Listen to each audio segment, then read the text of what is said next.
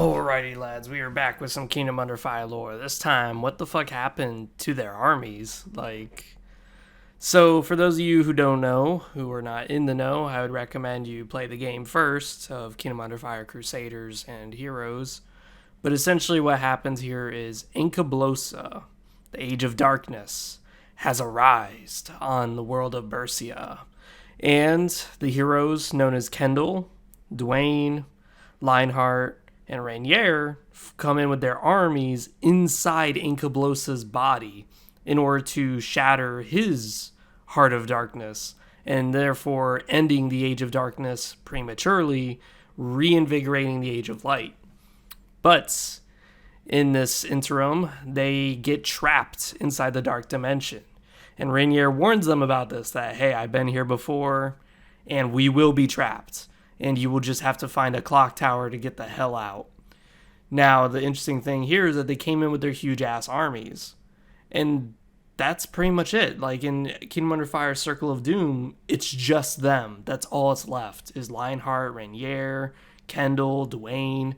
They're not even together anymore. They're actually separate. And their armies are nowhere to be found. So this raises the question, what the fuck happened to them? Where did this humongous army, the Bataloon, the Bone Dragon, all these orcs and men, what happened to them? Where'd they go? Did they go and take like a pee break? Well, what happened? So I figured let's start off with Kendall, because Kendall is a lot easier. Kendall and Dwayne, at least. So Kendall, in his story, he's got Thomas with him. Thomas is Walter's son. Now, a lot of people were questioning why Thomas wasn't in Circle of Doom and why it is that Thomas probably wasn't inside. Well, the thing is, we have to remember is that Kendall made an oath to Walter that he would always keep his boy safe. Upon hearing that he's going to be entering the realm of hell, literal fucking hell, it would just make sense that he wouldn't bring Thomas with him, because why would he? Everyone he's bringing with him is going there knowing that they're going to probably die. They're probably going in knowing that they're just one-way ticket in, no way out. No guarantees, at least, out. Dwayne, on the other hand, he doesn't really care. He's an older man. He doesn't mind charging into certain death for just a little bit of coin and prestige. So for him, it's all about the money. And we see that in Circle of Doom, that even though he's trapped in hell, his skin starts to turn golden because he's just greedy. All he cares about is women, his one woman. I'm sorry. He's not like Lionheart where he just wants to bone every woman he sees. No, he just wants to bone a particular childhood lover that he used to have. So he keeps dueling this guy who is really pretentious and just annoying. So that's really just all Dwayne's motivation for going into hell, is that he's an old man. He's old. He's much like the Pope in the game, where he's just at an old age where dying doesn't really seem to scare him or nothing. He's lived a full life. Fuck it. Kendall, on the other hand, is deeply religious, and he sees that there's no other alternative. He has to go. There's no other way. No one else could lead these men into certain death. So what happened to the humans then? Their army. Well, after shattering Inkablosa's heart and effectively ending the Age of Darkness, what happens with the human army is that they all devolve. They all start to mutate because now they're in real hell. And it's stated by Moonlight and Inkablosa that when mortals are inside, it takes incredible fortitude or strong emotions to stop them from going insane. Well, Dwayne is incredibly greedy. Incredibly greedy. He just wants money. So that's why he's able to retain his mind. That's why he's able to walk around with no issues at all. But his skin does mutate. His body does transform. For Kendall, he just has a strict duty and he has a really strong personality. He is not giving in, but his body does succumb to some mutations. Now, for the average person, they would be pissing themselves in fear. For the average well-trained soldier, they would slowly succumb to the madness that they're seeing.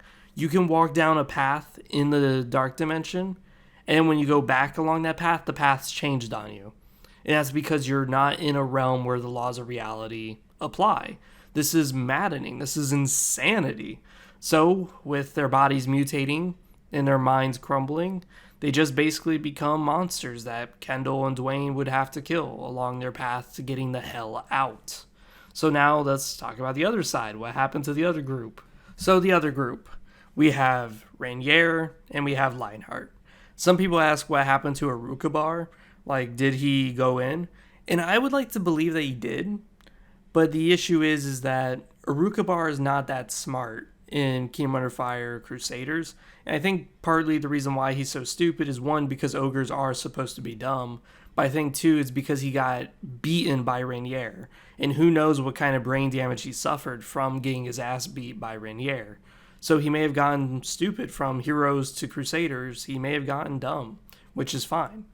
So that raises the question then, what happened to all the orcs and all the dark elves that went in to the Age of Darkness? Well, when Ankablosa first appeared, he was actually sucking up dark elves, but not orcs and ogres, interestingly enough.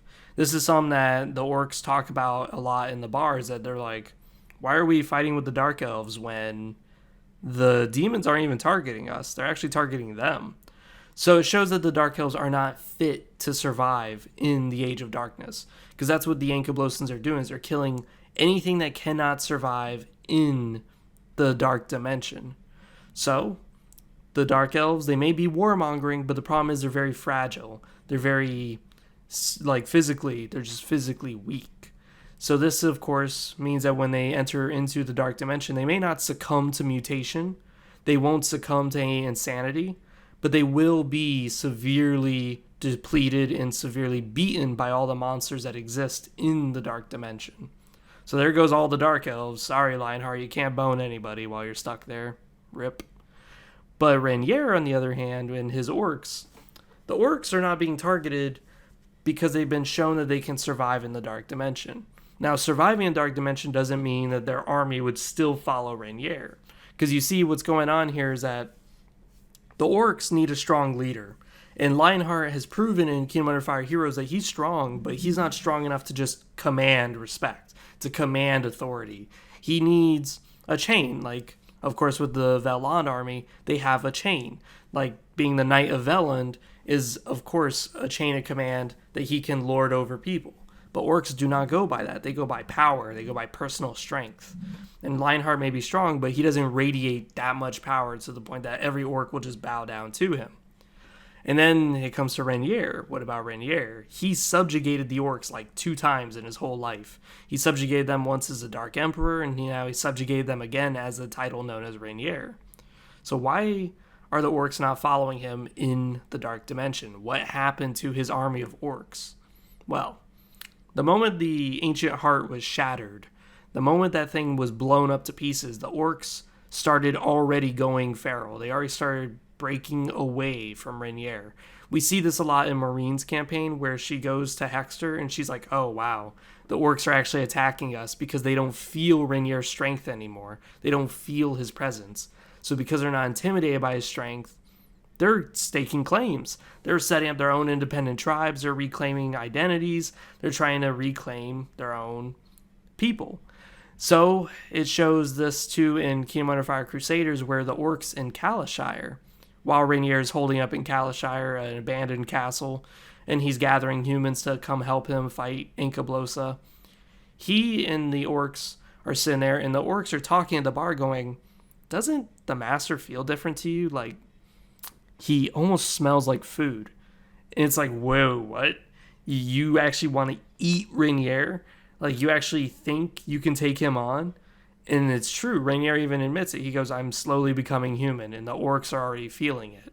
And if the orcs are feeling it, that means that they don't respect his command anymore. Because before, he was just so incredibly powerful. He was so alien. He wasn't even alive. So therefore, they had no problem following him.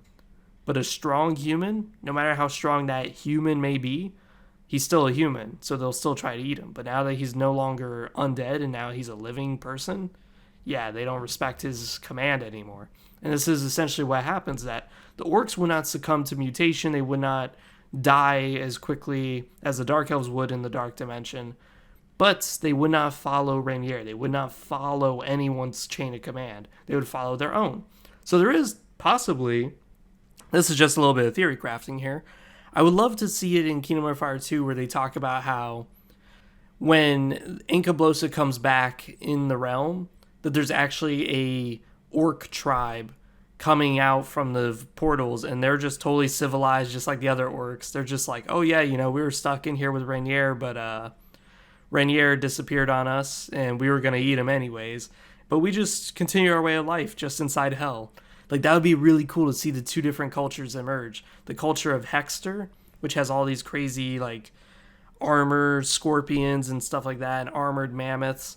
But then you have the orcs of the dark dimension, where they have like demon weapons. They have Inkablosa mounts and stuff like that. That would be interesting to see the difference between the two orc tribes, because as I said, they can survive in the dark dimension. That's why Inkablosa is not killing them. They're tough. They're fit for the dark dimension. They're exactly what he needs for a dark creature. They may not be the strongest creatures, of course not, but they're strong. They can reproduce no matter what their environment is like. They can live in the harshest terrain. So it stands to reason that maybe in Kingdom Under Fire's Circle of Doom, those orcs are just basically doing what they always do. Set up a tribe, live there, maybe set up a farmland in hell. But the only issue is that Inkablosa doesn't like having sentient people exist in his realm. You see, there's a place known as the City of Desolation, and the city used to have these ape-like people rolling in it, but these ape-like people were sentient, and he allowed it. They constructed temples, cities, they worshipped Inkablosa, but then they somehow researched a way to open up a portal into the Age of Light, and they talked to Nibel, the god of light, and they started to worship him instead of Inkablosa. Inkablosa was so pissed that he rendered them unsentient. He rendered them pretty much primitives. So the idea that the orc tribes would be allowed to exist long enough and maintain their sentience might not be allowed. He might just smite their sentience away, so that way you now have just a bunch of feral primitive orcs who aren't even capable of speaking. That may happen. Or he may just allow and just say, whatever. Whenever the Age of Darkness comes, I'm going to spit this tribe the hell out of here. But besides that, there's been Free 700. I'm out. See you guys next time. Peace.